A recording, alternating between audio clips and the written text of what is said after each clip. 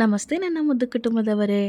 ನೋಡ್ತಾ ಇದ್ರೆ ತಿನ್ನಬೇಕು ಅಂತ ಹೇಳಿ ಅನಿಸೋ ಅಷ್ಟು, ಹಾಗೆ ಬಾಯಲ್ಲಿಟ್ಟರೆ ಕರ್ಗೋಗೋ ರೀತಿಯಾಗಿ ಮ್ಯಾಂಗೋನಲ್ಲಿ ಈ ಒಂದು ರೆಸಿಪಿನ ನೀವು ಯಾವತ್ತೂ ಕೂಡ ಟ್ರೈ ಮಾಡಿರಲ್ಲ. ಈ ಒಂದು ಸೀಸನಲ್ಲಿ ಪಕ್ಕಾ ಟ್ರೈ ಮಾಡಲೇಬೇಕಾದಂತಹ ಸೂಪರ್ ಸ್ವೀಟ್ ರೆಸಿಪಿ ಇದು. ನೋಡ್ತಾ ಇರ್ಬೋದು ಎಷ್ಟು ಚೆನ್ನಾಗಿ ಕಲರ್ಫುಲ್ಲಾಗಿ ಬಂದಿದೆ. ಇದನ್ನು ಮಾಡೋದು ತುಂಬಾ ಸುಲಭ. ಬನ್ನಿ ಹೇಗೆ ಮಾಡೋದು ಅಂತ ಹೇಳಿ ನೋಡೋಣ. ಮೊದಲನೇದಾಗಿ ನಾನಿಲ್ಲಿ 2 ಮ್ಯಾಂಗೋಗಳನ್ನ ತಗೊಂಡಿದ್ದೀನಿ. ನೀವು ಕ್ವಾಂಟಿಟಿ ನೋಡಿಕೊಂಡು ಹೆಚ್ಚು ಕಮ್ಮಿ ಮಾಡ್ಕೊಳ್ಬಹುದು. ನಾನು ತಗೊಂಡಿರೋ ಈ ಒಂದು ಕ್ವಾಂಟಿಟಿಲಿ ನನಗೆ ಸುಮಾರು ಬರ್ಫಿಗಳು ರೆಡಿ ಆದವು. ಇದನ್ನು ನೀವು ಏನು ಬೇಕಾದರೂ ಕರಿಬಹುದು ಈ ಒಂದು ರೆಸಿಪಿನ. ನಾನಿಲ್ಲಿ ನೋಡಿ ಎಲ್ಲನೂ ಈ ರೀತಿಯಾಗಿ ಕಟ್ ಮಾಡಿ ಇಟ್ಕೊಂಡಿದ್ದೀನಿ. ಮ್ಯಾಂಗೋ ಪ್ಯೂರಿ ಮಾಡ್ಕೊಳ್ಳೋದಕ್ಕೆ ನಾನು ಈ ರೀತಿಯಾಗಿ ಪಲ್ಪ್ಸ್ನ ತಗೊಳ್ತಾ ಇದ್ದೀನಿ. ಈ ಒಂದು ವಿಧಾನದಲ್ಲಿ ನಾನು ಇವತ್ತು ಮ್ಯಾಂಗೋ ಪಲ್ಪ್ಸ್ನ ರಿಮೂವ್ ಮಾಡ್ಕೊಳ್ತಾ ಇದ್ದೀನಿ. ನಿಮಗೆ ಈ ಒಂದು ವಿಧಾನ ಈಸಿ ಅನ್ಸಿದ್ರೆ ಇದನ್ನು ನೀವು ಟ್ರೈ ಮಾಡ್ಬೋದು. ಈಗಾಗಲೇ ನಾನು ಎಲ್ಲ ರೆಡಿ ಮಾಡಿ ಇಟ್ಕೊಂಡಿದ್ದೀನಿ. ನೋಡಿ ನನಗೆ ಇಷ್ಟು ಆಗೋ ಅಷ್ಟು ನನಗೆ ಮ್ಯಾಂಗೋ ಪ್ಯೂರಿ ಸಿಕ್ಕಿದೆ. ಈಗ ಇದನ್ನು ನೀಟಾಗಿ ನಾನು ನುಣ್ಣಗೆ ಆಗೋ ರೀತಿಯಾಗಿ ರುಬ್ಕೊಳ್ತೀನಿ. ನೋಡಿ ಈ ಒಂದು ವಿಧಾನದಲ್ಲಿ ನಾನು ರುಬ್ಬಿದ್ದೀನಿ. ನೋಡ್ತಾ ಇರ್ಬೋದು ಎಷ್ಟು ಚೆನ್ನಾಗಿ ಇದೆ. ನನಗೆ ಆಲ್ಮೋಸ್ಟ್ ಇದು 1 ಕಪ್ ಆಗೋಷ್ಟು ಮ್ಯಾಂಗೋ ಪ್ಯೂರಿ ನನಗೆ ರೆಡಿಯಾಗಿತ್ತು. ನಂತರ ಗ್ಯಾಸ್ನ ಆನ್ ಮಾಡಿಕೊಂಡು ಒಂದು ಕಡಾಯಿನ ಇಟ್ಕೊಳ್ತಾ ಇದ್ದೀನಿ. ಇದಕ್ಕೆ 2 ಟೇಬಲ್ ಸ್ಪೂನ್ ಆಗೋಷ್ಟು ನಾನಿಲ್ಲಿ ತುಪ್ಪನ ಸೇರಿಸ್ಕೊಳ್ತಾ ಇದ್ದೀನಿ. 1 ಕಪ್ ಆಗೋಷ್ಟು ನಾನಿಲ್ಲಿ ಹಾಲಿನ ಪುಡಿನ ಸೇರಿಸ್ಕೊಳ್ತಾ ಇದ್ದೀನಿ. ಮಿಲ್ಕ್ ಪೌಡರ್ ಅಂತೀವಲ್ವ, ಅಮೂಲ್ ಅವ್ರದ್ದು ನಾವಿಲ್ಲಿ ಬಳಸಿದ್ದೀವಿ. ನೀವು ಯಾವ ಒಂದು ಮಿಲ್ಕ್ ಪೌಡರ್ನ ಕೂಡ ಬಳಸ್ಕೊಳ್ಬಹುದು. ಹಾಲಿನ ಪುಡಿ ಹಾಕಿದ ನಂತರ ಅದನ್ನು ಸ್ವಲ್ಪ ಬಿಸಿ ಮಾಡಿದ ನಂತರ ನಾನಿಲ್ಲಿ ಮ್ಯಾಂಗೋ ಪ್ಯೂರಿನ ಹಾಕ್ಕೊಳ್ತಾ ಇದ್ದೀನಿ. ಆಗಲೇ ರುಬ್ಬಿ ಇಟ್ಕೊಂಡಿದ್ವಲ್ವ ಅದನ್ನು ನಾನಿಲ್ಲಿ ಹಾಕ್ಕೊಳ್ತಾ ಇದ್ದೀನಿ. ಹಾಲಿನ ಪೌಡರ್ನಲ್ಲಿ ಅರ್ಧದಷ್ಟು ಮಾತ್ರನೇ ಹಾಕ್ಕೊಳ್ಬೇಕು. ಆದರೆ ನನಗೆ ಮ್ಯಾಂಗೋ ಪ್ಯೂರಿ ಜಾಸ್ತಿ ಆಯಿತು ಅಂತ ಹೇಳಿ ನಾನಿಲ್ಲಿ ಎಷ್ಟಿತ್ತು ಅಷ್ಟನ್ನು ಸಹಿತ ಹಾಕ್ಕೊಂಡಿದ್ದೀನಿ, ವೇಸ್ಟ್ ಮಾಡೋದೇನು ಅಂತ ಹೇಳಿ. ಈಗ ನನಗೆ ಇಲ್ಲಿ ನೋಡಿಕೊಂಡು ನಾನು ಬೇಕಿದ್ರೆ ಹಾಲಿನ ಪುಡಿನ ಸೇರಿಸ್ಕೊಳ್ಳೋಣ ಅಂತ ಹೇಳಿ ಹಾಕ್ಕೊಳ್ತಾ ಇದ್ದೀನಿ. ನಮಗೆ ಏನು ಈ ಒಂದು ರೆಸಿಪಿ ಮಾಡೋದಕ್ಕೆ ಸ್ವಲ್ಪ ಮಿಲ್ಕ್ ಪೌಡರ್ನ ಜಾಸ್ತಿನೇ ಹಾಕ್ಕೊಳ್ತೀವಿ, ಮ್ಯಾಂಗೋ ಪ್ಯೂರಿನ ಸ್ವಲ್ಪ ಕಮ್ಮಿನೇ ಹಾಕ್ಕೊಳ್ತೀವಿ. ಹಾಗಾಗಿ ಈ ಒಂದು ಮೆಷರ್ಮೆಂಟ್ನಲ್ಲಿ ಹೇಳ್ತಾ ಇದ್ದೀನಿ. ನಾನಿಲ್ಲಿ ಕೇಸರಿಗೆ ಸ್ವಲ್ಪ ನೀರನ್ನು ಸೇರಿಸ್ಕೊಂಡು ಹಾಕ್ಕೊಳ್ತಾ ಇದ್ದೀನಿ. ನೀವು ಬೇಕಿದ್ರೆ ಕೇಸರಿ ದಳ ಇದ್ದರೆ ಅದನ್ನು ಸಹಿತ ಸೇರಿಸ್ಕೊಳ್ಬಹುದು. 1/4 ಕಪ್ ಆಗೋಷ್ಟು ಮಾತ್ರನೇ ನಾನಿಲ್ಲಿ ಸಕ್ಕರೆನ ಹಾಕ್ಕೊಳ್ತಾ ಇದ್ದೀನಿ. ಒಂದು 4ರಿಂದ 5 ಸ್ಪೂನ್ ಆಗೋಷ್ಟು ನಾನಿಲ್ಲಿ ಸಕ್ಕರೆನ ಬಳಸಿದ್ದೀನಿ. ಸಿಹಿ ಜಾಸ್ತಿ ಬೇಕು ಅಂತ ಹೇಳಿ ಅನ್ನೋರು ನೀವು ಇನ್ನೂ ಸ್ವಲ್ಪ ಆ್ಯಡ್ ಮಾಡ್ಕೊಳ್ಬಹುದು. ಯಾಕೆಂದರೆ ಮಾವಿನ ಹಣ್ಣಿನಲ್ಲೇ ಸ್ವೀಟ್ ಇರುತ್ತೆ ಅಲ್ವಾ, ಹಾಗಾಗಿ ನಾನು ಜಾಸ್ತಿ ಸಕ್ಕರೆನ ಬಳಸಿಲ್ಲ. ನೋಡಿ ಇದೇ ರೀತಿಯಾಗಿ ನಾವು ಕೈ ಬಿಡ್ದೇ ಮಾಡ್ಕೊಳ್ತಾ ಇರಬೇಕಾಗತ್ತೆ, ತಿರುಗ್ತಾ ಇರಬೇಕಾಗತ್ತೆ. ಫ್ಲೇವರ್ಗೆ ಅಂತ ಹೇಳಿ ನಾನಿಲ್ಲಿ ಏಲಕ್ಕಿ ಪುಡಿನೂ ಸಹಿತ ಸೇರಿಸ್ಕೊಳ್ತಾ ಇದ್ದೀನಿ. ನೋಡ್ತಾ ಇರ್ಬೋದು ಟೆಕ್ಸ್ಚರು ಯಾವ ರೀತಿ ಕಾಣಿಸ್ತಾ ಇದೆ ಅಲ್ವಾ. ಇದು ಹೋಗ್ತಾ ಹೋಗ್ತಾ ತುಂಬ ಗಟ್ಟಿಯಾಗತ್ತೆ. ನನಗೆ ಇಲ್ಲಿ ಸ್ವಲ್ಪ ತೆಳು ಇದೆ ಅಂತ ಹೇಳಿ ಅನ್ನಿಸ್ತು. ಹಾಗಾಗಿ ಇನ್ನು 1/4 ಕಪ್ ಆಗೋಷ್ಟು ನಾನಿಲ್ಲಿ ಹಾಲಿನ ಪುಡಿನ ಸೇರಿಸ್ಕೊಳ್ತಾ ಇದ್ದೀನಿ. ನಿಮಗೆ ಇದು ಸ್ವಲ್ಪ ಗಟ್ಟಿ ಆಗಬೇಕು, ಅಲ್ಲಿವರೆಗೂ ನಾವು ಈ ರೀತಿಯಾಗಿ ತಳ ಬಿಡೋವರೆಗೂ ಸಹಿತ ನಾವು ಈ ರೀತಿ ಮಿಕ್ಸ್ ಮಾಡ್ಕೊಳ್ತಾನೆ ಇರಬೇಕಾಗತ್ತೆ. ಈ ಒಂದು ರೆಸಿಪಿನ ಈ ಒಂದು ಸೀಸನ್ ಟೈಮ್ನಲ್ಲಿ ಮಿಸ್ ಮಾಡದೆ ಮಾಡಿ ನೋಡಿ, ತುಂಬಾ ಚೆನ್ನಾಗಿರುತ್ತೆ. ಖಂಡಿತವಾಗ್ಲೂ ನಿಮ್ಮೆಲ್ರಿಗೂ ಸಹಿತ ಈ ಒಂದು ರೆಸಿಪಿ ಇಷ್ಟ ಆಗುತ್ತೆ ಅಂತ ಹೇಳಿ ನಾನು ಹೇಳ್ತೀನಿ. ನೋಡ್ತಾ ಇರ್ಬೋದು ಇವಾಗ ಆಲ್ಮೋಸ್ಟು ಗಟ್ಟಿ ಆಗ್ತಾ ಬಂದಿದೆ. ಈ ಒಂದು ಹದಕ್ಕೆ ಬರೋವರೆಗೂ ನಾವು ಈ ರೀತಿಯಾಗಿ ಕೈ ಆಡಿಸ್ತಾ ಇರಬೇಕಾಗತ್ತೆ. ನೋಡಿ ಇವಾಗ ನಾನು ಗ್ಯಾಸ್ನ ಆಫ್ ಮಾಡಿಕೊಂಡು ಎತ್ತಿಟ್ಕೊಳ್ತಾ ಇದ್ದೀನಿ.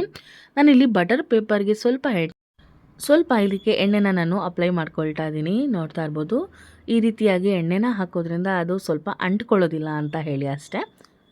ನೋಡಿ ಈಗ ನೀವು ಇದನ್ನು ಪ್ಲಾಸ್ಟಿಕ್ ಪೇಪರ್ ಮೇಲೆ ಮಾಡ್ತೀರಾ ಅಂದ್ರೂ ಇದೇ ಒಂದು ಮೆಥಡ್ನಲ್ಲಿ ಮಾಡಿ. ನೋಡ್ತಾ ಇರ್ಬೋದು ನಾವಿಲ್ಲಿ ಒಂದು ಬರ್ಫಿ ಆಯಿತು ಅಥವಾ ಒಂದು ದೂದ್ ಪೇಡ ಥರ ಮಾಡೋಣ ಅಂತ ಹೇಳಿ ನಾನು ಟ್ರೈ ಮಾಡ್ತಾಯಿದ್ದೀನಿ. ಅದನ್ನು ಮಾಡೋದಕ್ಕೆ ಈ ರೀತಿಯ ಒಂದು ಮೆಥಡ್ನಲ್ಲಿ ಮಾಡ್ಕೊಳ್ಬೇಕಾಗತ್ತೆ. ನೋಡಿ ಎಲ್ಲ ಕಡೆಯೂ ಸಹಿತ ಅದು ಥಿಕ್ನೆಸ್ ಆಗಬೇಕು, ಹಾಗಾಗಿ ನಾನು ಈ ಒಂದು ಮೆಥಡ್ನಲ್ಲಿ ಫಾಲೋ ಮಾಡ್ತಾಯಿದ್ದೀನಿ. ಇದೇ ಥರ ಒಂದು 5 ನಿಮಿಷಗಳ ಕಾಲ ಮಾಡ್ಕೊಳ್ಬೇಕು. ಯಾಕೆಂದರೆ ಅದು ಸೆಟ್ ಆಗಬೇಕಲ್ವಾ. ನಾನು ಸ್ವಲ್ಪ ತಣ್ಣಗಾಗೋದಕ್ಕೆ ಬಿಡಬಹುದಿತ್ತು, ಬಟ್ ಪೂರ್ತಿಯಾಗಿ ತಣ್ಣಗಾಗಕ್ಕೆ ಬಿಟ್ಟರೆ ಅದು ಗಟ್ಟಿ ಆಗೋಗುತ್ತೆ ಅಂತ ಹೇಳಿ ಈ ಒಂದು ಹದದಲ್ಲಿ ನಾನು ಮಾಡ್ಕೊಳ್ತಾ ಇದ್ದೀನಿ. ನಂತರ ಇದನ್ನು ರೌಂಡ್ ಶೇಪ್ನಲ್ಲಿ ನಾನು ಮಾಡಿಕೊಂಡು ಅದನ್ನು ರೌಂಡಾಗಿ ತಟ್ಕೊಳ್ಬೇಕಾಗತ್ತೆ. ಹಾಗಾಗಿ ನಿಮಗೆ ಯಾವ ಒಂದು ಶೇಪ್ನಲ್ಲಿ ಬೇಕೋ ಆ ಒಂದು ಶೇಪ್ನಲ್ಲಿ ಮಾಡ್ಕೊಳ್ಬೋದು. ರೌಂಡಾಗೆ ಮಾಡಬೇಕು ಅಂತ ಏನೂ ಇಲ್ಲ, ಬಟ್ ನಿಮಗೆ ಯಾವುದು ಒಂದು ಅನುಕೂಲ ಆಗುತ್ತೋ ಅದನ್ನು ನೀವು ಮಾಡ್ಕೊಳ್ಬೋದು. ಎಲ್ಲ ಕಡೆಯೂ ನೋಡಿಕೊಂಡು ಲೆವೆಲ್ಲಾಗಿ ಮಾಡ್ಕೊಳ್ಬೇಕಾಗತ್ತೆ. ಹಾಗಾಗಿ ನಾನಿಲ್ಲಿ ಲಟ್ಟಣಿಗೆಗೂ ಸಹಿತ ಸ್ವಲ್ಪ ಎಣ್ಣೆನ ಸವರಿ ಈ ರೀತಿಯಾಗಿ ನಾನು ತಟ್ಕೊಳ್ತಾ ಇದ್ದೀನಿ. ನೋಡ್ತಾ ಇರ್ಬೋದು ನೋಡಿ ಎಲ್ಲ ಕಡೆನೂ ಕೂಡ ಲೆವೆಲ್ ಆಗಿ ಬಂದಿದೆ. ಈಗ ಇದಕ್ಕೆ ಡ್ರೈ ಫ್ರೂಟ್ಸು ನಿಮಗೆ ಯಾವ್ದು ಇಷ್ಟನೋ ಅದನ್ನು ನೀವು ಹಾಕೋಬಹುದು. ಆದರೆ ನಾನು ಪಿಸ್ತಾನ ಹಾಕೊಳ್ತಾ ಇದ್ದೀನಿ, ತುಂಬ ಚೆನ್ನಾಗಿರುತ್ತೆ ಅಂತ ಹೇಳಿ. ಇನ್ನು ನಮ್ಮ ಚಾನಲ್ಗೆ ಯಾರೆಲ್ಲ ಸಬ್ಸ್ಕ್ರೈಬ್ ಆಗಿಲ್ಲ ಹೀಗೆ ಸಬ್ಸ್ಕ್ರೈಬ್ ಆಗಿ, ಹಾಗೆ ಪಕ್ಕದಲ್ಲಿ ಕಾಣೋ ಬೆಲ್ ಐಕಾನ್ ಪ್ರೆಸ್ ಮಾಡ್ಕೊಳ್ಳಿ. ನೋಡ್ತಾ ಇರ್ಬೋದು ಈಗ ಪಿಸ್ತಾನ ಹಾಕಿದ್ಮೇಲೆ ಇದ್ರ ಟೆಕ್ಸ್ಚರ್ ಯಾವ ರೀತಿ ಕಾಣಿಸ್ತಾ ಇದೆ ಅಂತ ಹೇಳಿ. ನೋಡ್ತಾ ಇದ್ರೇ ಹಾಗೆ ತಿನ್ನಬೇಕು ಅಂತ ಹೇಳಿ ಅನಿಸೋಷ್ಟು ತುಂಬಾ ಚೆನ್ನಾಗಿದೆ. ಈಗ ಇನ್ನೊಂದು ಸಲ ಲಟ್ಟಣಿಗೆನಲ್ಲಿ ಎಲ್ಲನೂ ಸಹಿತ ಸೆಟ್ ಆಗೋ ರೀತಿಯಾಗಿ ನಾನು ಮಾಡ್ಕೊಳ್ತಾ ಇದ್ದೀನಿ. ನೋಡಿ ಇವಾಗ ಪರ್ಫೆಕ್ಟಾಗಿ ಎಲ್ಲನೂ ಸಹಿತ ಸೆಟ್ ಆಗಿದೆ. ಈಗ ನೀವು ಯಾವ ಶೇಪ್ನಲ್ಲಿ ಇದನ್ನು ರೆಡಿ ಮಾಡ್ಕೊಳ್ತೀರಾ ಅದನ್ನು ನೋಡಿಕೊಂಡು ನೀವು ಯಾವ ಒಂದು ಶೇಪಿಗೆ ಬೇಕೋ ಆ ಒಂದು ಶೇಪ್ನಲ್ಲಿ ನೀವು ಪ್ರೆಸ್ ಮಾಡಿದ್ರೆ ನೀಟಾಗಿ ರೆಡಿ ಆಗೋಗುತ್ತೆ. ಈ ಒಂದು ಮ್ಯಾಂಗೋ ದೂದ್ ಪೇಡ ಅಂತ ಹೇಳಿ ಕರಿತೀರಾ ಅಥವಾ ಮ್ಯಾಂಗೋ ಮಲಾಯಿ ಬರ್ಫಿ ಅಂತ ಹೇಳಿ ಕರಿತೀರೋ, ನೀವೇ ಇದಕ್ಕೆ ಒಂದು ಹೆಸರನ್ನು ಇಡಬಹುದು. ನಾನಂತೂ ಇದನ್ನು ತಿನ್ನೋವಾಗ ದೂದ್ ಪೇಡಾನೇ ನನಗೆ ನೆನಪಾಯಿತು. ಅದೇ ಒಂದು ಟೆಕ್ಸ್ಚರು ಮತ್ತು ಅದೇ ಒಂದು ಸ್ವೀಟ್ನೆಸ್ಸು ಇತ್ತು ಇದರಲ್ಲಿ. ಸಾಫ್ಟಾಗಿ ಬಾಯಲ್ಲಿ ಹಾಗೆ ಕರ್ಗೋಗ್ತಾ ಇತ್ತು ಸ್ವೀಟು. ಹಾಗಾಗಿ ನಾನು ಇದನ್ನು ದೂದ್ ಪೇಡ ಅಂತಲೇ ಕರಿತೀನಿ. ನೋಡ್ತಾ ಇರ್ಬೋದು ಎಷ್ಟು ನೀಟಾಗಿ ನಾವು ಇದನ್ನು ರಿಮೂವ್ ಕೂಡ ಮಾಡ್ಕೊಳ್ಬೋದು. ತುಂಬ ಹೊತ್ತು ಬಿಟ್ಬಿಟ್ರೆ ಏನಾಗುತ್ತೆ, ಗಟ್ಟಿ ಆಗೋಗುತ್ತೆ. ಇದೆಲ್ಲ ನಮಗೆ ಮಾಡೋಕ್ಕೆ ಕಷ್ಟ ಆಗುತ್ತೆ ಅಂದ್ಬಿಟ್ಟು 1-2 ನಿಮಿಷ 5 ನಿಮಿಷಗಳ ಕಾಲ ನಾನು ಮಾತ್ರನೇ ಅದನ್ನು ತಣ್ಣಗಾಗೋದಕ್ಕೆ ಬಿಟ್ಟು ಇಮಿಡಿಯೇಟಾಗಿ ಈ ರೀತಿಯಾಗಿ ಮಾಡ್ಕೊಳ್ತಾ ಇದ್ದೀನಿ. ನೋಡಿ ಈಗ ನನಗೆ ರೆಡಿ ಆಗಿತ್ತಲ್ಲ ಅದನ್ನು ಎತ್ತಿಟ್ಕೊಳ್ತಾ ಇದ್ದೀನಿ. ಮತ್ತು ಇದೇ ಥರ ಇನ್ನೂ 1-2-3 ಬ್ಯಾಚ್ನ ನಾನಿಲ್ಲಿ ರೆಡಿ ಮಾಡ್ಕೊಂಡಿದ್ದೀನಿ. ನೋಡಿ ನಾನು ದಪ್ಪದಾಗಿ ಇರುತ್ತಲ್ಲ ಅದನ್ನು ದೊಡ್ಡದಾಗಿ ಸೈಜ್ನಲ್ಲಿ ಮಾಡಿರೋದನ್ನೆಲ್ಲ ನಾನಿಲ್ಲಿ ಒಂದು ಪ್ಲೇಟ್ಗೆ ಎತ್ತಿಟ್ಕೊಳ್ತಾ ಇದ್ದೀನಿ. ನೋಡ್ತಾ ಇರ್ಬೋದು ಎಷ್ಟು ಚೆನ್ನಾಗಿ ಕಲರ್ಫುಲ್ಲಾಗಿ ಸಹಿತ ಕಾಣಿಸ್ತಾ ಇದೆ. ಖಂಡಿತವಾಗ್ಲೂ ಇದನ್ನು ಮಿಸ್ ಮಾಡದೆ ಟ್ರೈ ಮಾಡಿ. ಮ್ಯಾಂಗೋ ಲವರ್ಸ್ ಅಂತೂ ಮಿಸ್ ಮಾಡೋಕ್ಕೆ ಹೋಗಬೇಡಿ. ಮ್ಯಾಂಗೋ ಲವರ್ಸ್ ಅಂತಲ್ಲ, ಯಾರೇ ಆದ್ರೂ ಇದನ್ನು ತುಂಬ ಸುಲಭವಾಗಿ ಮಾಡ್ಕೊಳ್ಬಹುದು. ನೋಡಿ ಇದನ್ನು ಬರ್ತ್ಡೇ, ಆ್ಯನಿವರ್ಸರೀಸ್ ಏನಾದರೂ ಸ್ಪೆಷಲ್ ಈವೆಂಟ್ ಇದ್ದಾಗ ಈ ಒಂದು ಸೀಸನ್ನಲ್ಲಿ ಮಿಸ್ ಮಾಡದೆ ಮಾಡ್ಕೊಳ್ಳಿ. ನೋಡ್ತಾ ಇರ್ಬೋದು ಎಷ್ಟು ಚೆನ್ನಾಗಿ ಕಲರ್ಫುಲ್ಲಾಗಿ ಕಾಣಿಸ್ತಾ ಇದೆ. ಇದನ್ನು ನಿಮಗೆ ಓಪನ್ ಮಾಡಿ ಸಹಿತ ತೋರಿಸ್ತೀನಿ ಎಷ್ಟು ಚೆನ್ನಾಗಿ ಬಂದಿದೆ ಟೆಕ್ಸ್ಚರ್ ಅಂತ ಹೇಳಿ. ಇದನ್ನು ಒಂದು ದಿನ ಪೂರ್ತಿಯಾಗಿ ನೀವು ಫ್ರಿಜ್ನಲ್ಲಿ ಇಟ್ಟರೆ ತುಂಬಾ ಸೆಟ್ ಆಗುತ್ತೆ ನೀಟಾಗಿ. ಸ್ಟಾರ್ಟಿಂಗಲ್ಲಿ ಸಾಫ್ಟಾಗಿ ಮಾಡಿದರೆ ನೆಕ್ಸ್ಟ್ ಡೇ ಅದು ಕರೆಕ್ಟಾಗಿ ಮ್ಯಾಚ್ ಆಗುತ್ತೆ. ಸ್ಟಾರ್ಟಿಂಗಲ್ಲಿ ತುಂಬ ಗಟ್ಟಿಯಾಗಿ ಮಾಡೋಕ್ಕೆ ಹೋಗ್ಬೇಡಿ. ನೋಡ್ತಾ ಇರ್ಬೋದು ಎಷ್ಟು ಚೆನ್ನಾಗಿ ಸಹಿತ ಬಂದಿದೆ. ಇದಾಗಿತ್ತು ಇವತ್ತಿನ ಈ ರೆಸಿಪಿ. ನಿಮಗೆಲ್ಲ ಇಷ್ಟ ಆಯಿತು ಅಂತ ಹೇಳಿ ನಾನು ಭಾವಿಸ್ತೀನಿ. ಇಷ್ಟ ಆಗಿದ್ರೆ ನಮಗೆ ಕಾಫಿ ಟ್ರೀಟ್ ಥರ ಸಹಾಯನೂ ಮಾಡ್ಬೋದು. ಮತ್ತಷ್ಟು ಹೊಸ ರೆಸಿಪಿ ಜೊತೆ ನಿಮಗೆ ನೆಕ್ಸ್ಟ್ ವಿಡಿಯೋದಲ್ಲಿ ಸಿಗ್ತೀನಿ.